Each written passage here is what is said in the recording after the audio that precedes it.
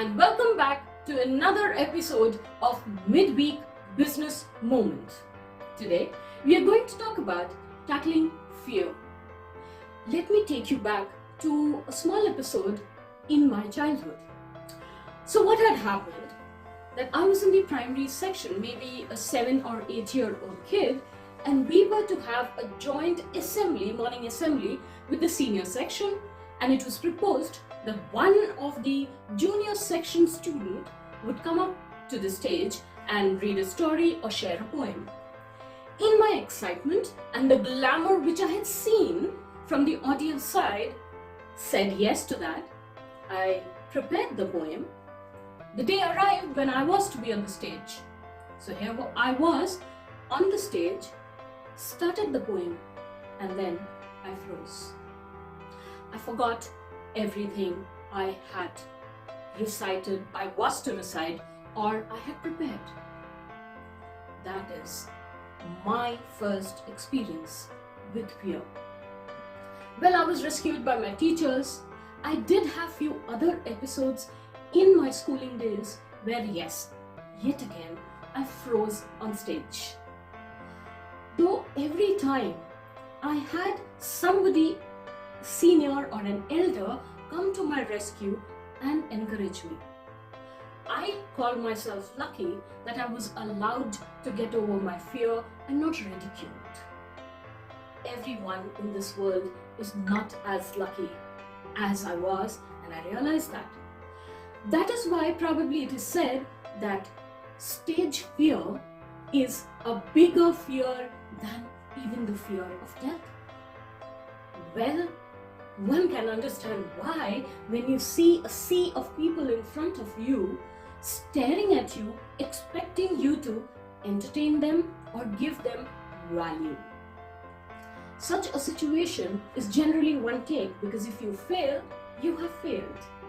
We all feel what if a lot when we are dealing with such a situation. Now, what do we do in such a situation? Because fear can happen at any time, not just stage.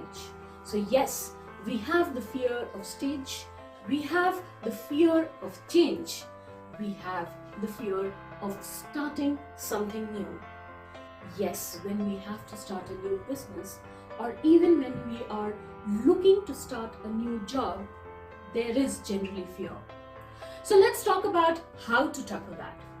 Well, the way of tackling all of them is different from the other, but a thumb rule which I have used over the years is playing the entire situation in my head and the fear's core, which is what if. I play the possible options of that what if in my head, and then it helps me settle my fear. Let me explain this a bit better.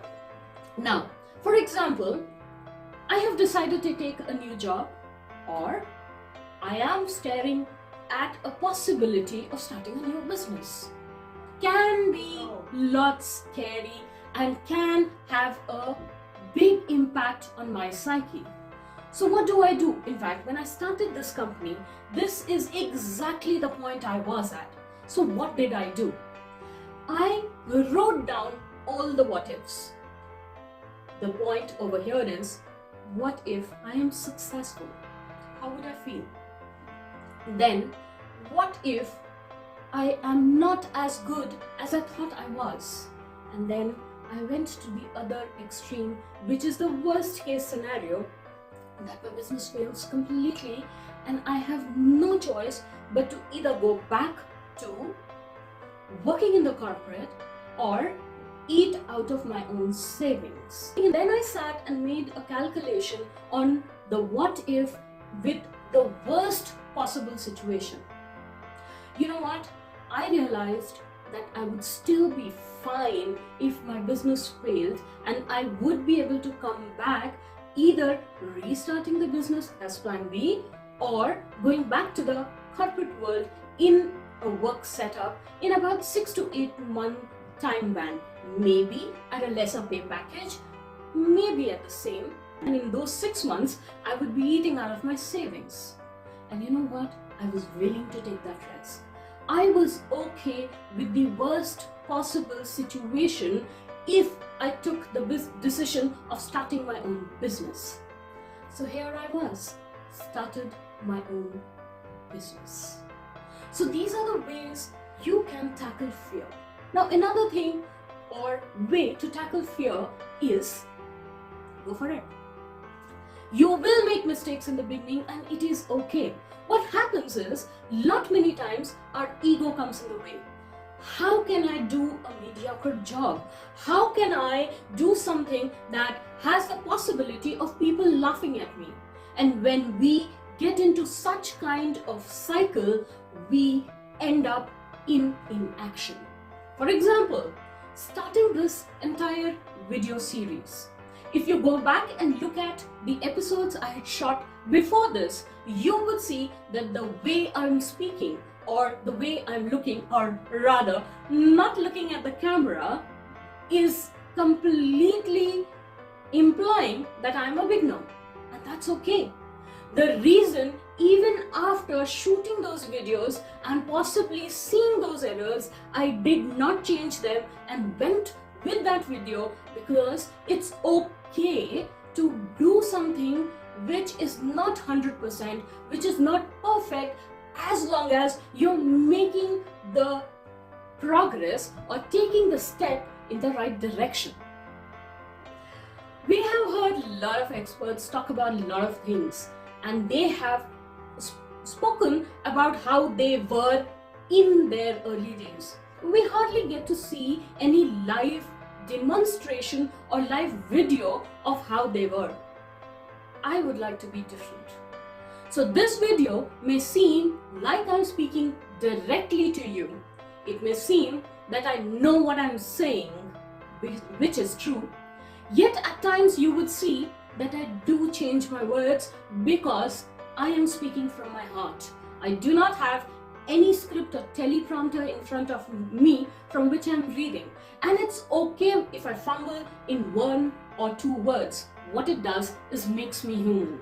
Similarly, my previous videos, even though I knew they were not perfect, even though I knew the stance or the way or my eye direction had to be a certain way, and yes, I could have corrected them by reshooting with them, I took the decision to go with the flow and give to my audience my authentic self.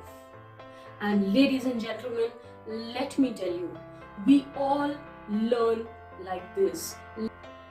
So here I am, making the mistakes, stammering at times, even in this video where I'm talking about tackling fear. But what I'm bringing to you is me, my authentic self.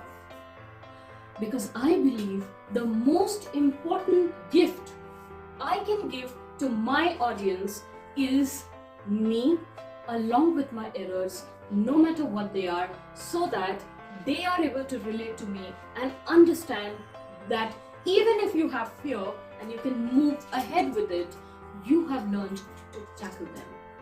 As a closing thought, all I would say is fear is real, happens. If somebody tells you you have to win over your fear, they are wrong. You never win over your fear. What you do is make friends with your fear and take them along with you. My fear sits right beside me on this couch. Yet I am here talking to you, taking a step ahead. So make friends with your fear. Use fear as a fuel and always be prepared for the worst. In our next episode, we will talk about the quality of input decides the quality of output. Look forward to seeing you there, and thanks for your time. Hello everyone. I am your business consultant coach, Rashie Sinha. I believe simple and straightforward communication is the best way to communicate, and small steps go a long way in creating higher impact. I will be sharing such simple tips every week with you. If you have a specific question for which you would want me to share my experience or tips, please mention it in the comment section below and I'll definitely look at it and address it in the future episodes. Look forward to interacting more with you. And yes, please don't forget to subscribe to the channel and click the bell icon so that you can get the notification whenever we post a new video. Thank you.